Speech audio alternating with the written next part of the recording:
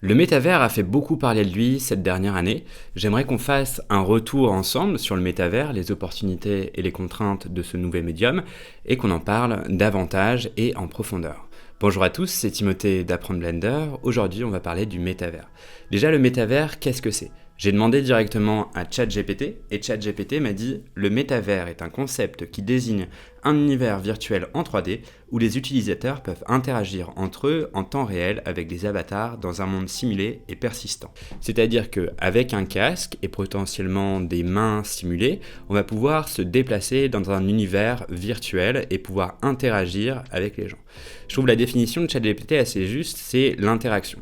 Je sais que beaucoup ont rigolé quand ils ont vu les premières démos de métavers de Facebook, puisque le graphisme était absolument moche. Eh bien, je dois avouer que je pense que vous vous trompez. Il y a 10 ans de cela, j'avais créé avec un de mes meilleurs amis une boîte de réalité virtuelle qui s'appelait No More VR. À l'époque, c'était très compliqué de faire tourner des graphismes qui soient bons et encore plus compliqué de faire une interface qui fonctionne.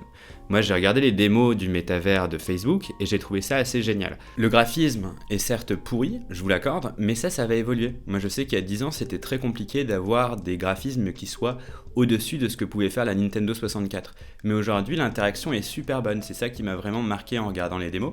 C'est-à-dire que les interactions entre les individus se fait vraiment très bien. On a des gens du monde entier qui se connectent à un espace-temps sans frontières et sans horaires précises pour venir échanger. Et ça, j'ai trouvé ça génial. Alors, il y a un an, les actions Meta de Facebook, donc le Facebook maintenant s'appelle Meta, avaient drastiquement chuté post-Covid. À ce moment-là, les actions étaient passées d'à peu près $300 à $80, ce qui a montré une vraie fragilité sur l'investissement sur le métavers. Malgré tout, j'ai lu les études de McKinsey sur le sujet et on voit quand même une potentielle réussite financière assez démentielle. On voit qu'ils prévoient qu'en 2024, ce sera un marché qui représentera 800 milliards de dollars, avec déjà en 2022 un investissement de 120 milliards de dollars. Alors pour l'instant, ça me fait vraiment penser aux bulles spéculatives qui ont existé dans les années 80 avec les dot-com, c'est-à-dire qu'à l'époque, vous aviez un site internet, c'était révolutionnaire et les gens mettaient beaucoup d'argent. De ça, finalement, très peu sont restés. Et quand il y a des investissements qui sont absolument énormes et quand il y a un engouement, comme c'est le cas sur les crypto-monnaies, les NFT ou encore le métavers, cet argent va servir à quelque chose. Ça peut paraître surprenant, mais je pense qu'aujourd'hui, on est à l'heure du même, c'est-à-dire qu'il y a même des crypto-monnaies qui n'ont aucun sens et qui prennent vraiment des capitalisations, mais absolument démentielles. Alors pour l'instant, on peut se dire c'est une grosse blague, c'est une bulle spéculative, mais qu'est-ce qu'ils en feront par la suite ? Moi, ce que je trouve intéressant, c'est de se poser la question à quoi ça pourrait servir dans notre cas précis. Alors d'un point de vue de la formation, je trouve ça assez génial parce qu'on peut très bien imaginer former des gens dans l'espace numérique sur des métiers qui coûtent très cher à l'apprentissage. Je pense par exemple à Boeing, je pense aux pilotes, je pense même à des trucs beaucoup plus simples comme le permis de conduire qui est vraiment...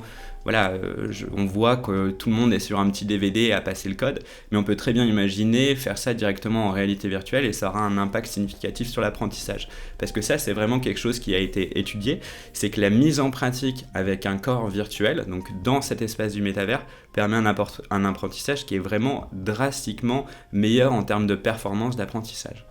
Autre chose, moi je le vois d'un point de vue plus personnel, j'ai une mère qui habite à La Réunion et j'ai un frère qui est au Mexique et une petite nièce qui est au Mexique. Et ce qui rend les échanges entre nous très compliqués. C'est vrai qu'on va se parler sur WhatsApp, mais on va très peu interagir sur des trucs un peu fun. Et imaginer pouvoir faire une projection en réalité virtuelle avec tout le monde pour jouer à des jeux comme le ping-pong de Facebook, comme le tennis virtuel ou ce genre de choses, une sorte de parc d'attraction et un espace de rencontre, c'est vrai que ça pourrait permettre ce genre de choses. Alors là, je doute que je puisse mettre $10 000 là-dessus, mais je pense qu'à l'avenir, ce sera l'équivalent de ce qui est devenu Facebook avec le temps où on a vu les grands-parents s'intéresser à cette technologie et vraiment y retrouver une ressource humaine assez importante. Ça me permet de rebondir sur l'éducation, qui à mon sens va être énormément intéressée par ce domaine-là. Moi, j'étais en classe Europe allemand et c'était très dur d'échanger avec nos correspondants, c'était vraiment par lettre, c'était fastidieux, c'était pas très fun, sauf pendant les vacances d'été où on pouvait les voir. Et Moi, je m'imagine à l'époque où on écoutait des petites cassettes, je ne sais pas si vous avez connu ça, mais on écoutait des cassettes en cours d'anglais où on avait un petit micro, c'était vraiment pourri.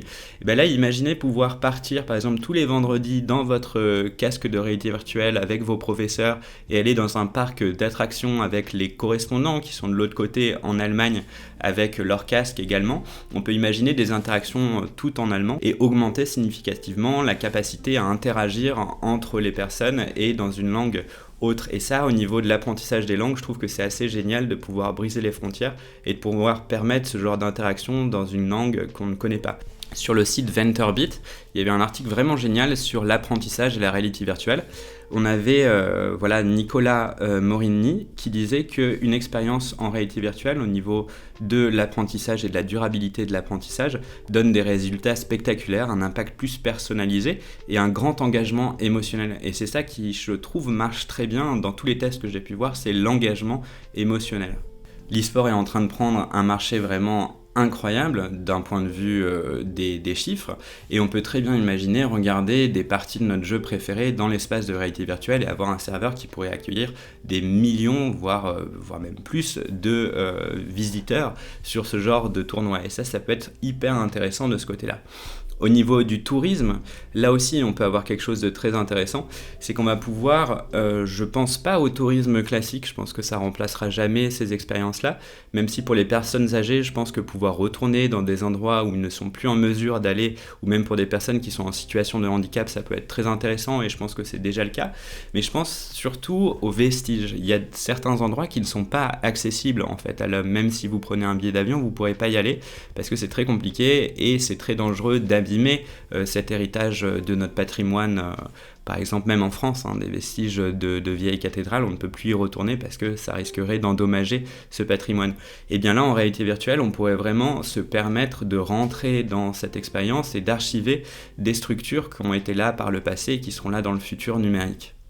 Comment on va faire avec toute la pollution informatique que va représenter le métavers, que ce soit au niveau du hardware, parce que les gens vont devoir s'équiper d'un nouvel outil, mais aussi au niveau de la pollution numérique, au niveau de la bande passante, parce que là, il faut imaginer vraiment un débit qui est monstrueux. C'est-à-dire qu'on est vraiment très loin du petit email que vous envoyez. Non, là, on va vraiment être sur des centrales nucléaires complètes au niveau du débit, et il faudrait, pour que ça marche bien, j'avais vu les chiffres, il y avait Raja Kudori, qui est un spécialiste d'Intel sur le sujet, et il alertait vraiment déjà sur ce sujet, il disait qu'il faudra multiplier par 1000 les capacités de calcul informatique pour le métavers. Donc imaginez la pollution qui est vraiment trop importante.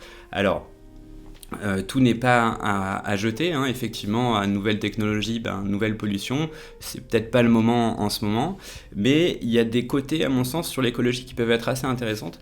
En 2020, il y avait une conférence en ligne qui a été faite pour rassembler des chercheurs à San Francisco et tout le monde a dû se déplacer à San Francisco, et si ça avait été fait en réalité virtuelle, ça aurait été 66 fois moins polluant, et ça c'est plutôt pas mal. Donc l'impact du virtuel peut devenir moins important que celui du présentiel, et ça c'est des pistes qui me semblent assez intéressantes à venir travailler. Pourquoi pas, je pense qu'il n'y a rien qui est noir ou blanc, je pense qu'on peut supposer des choses, imaginer des projets en conscience.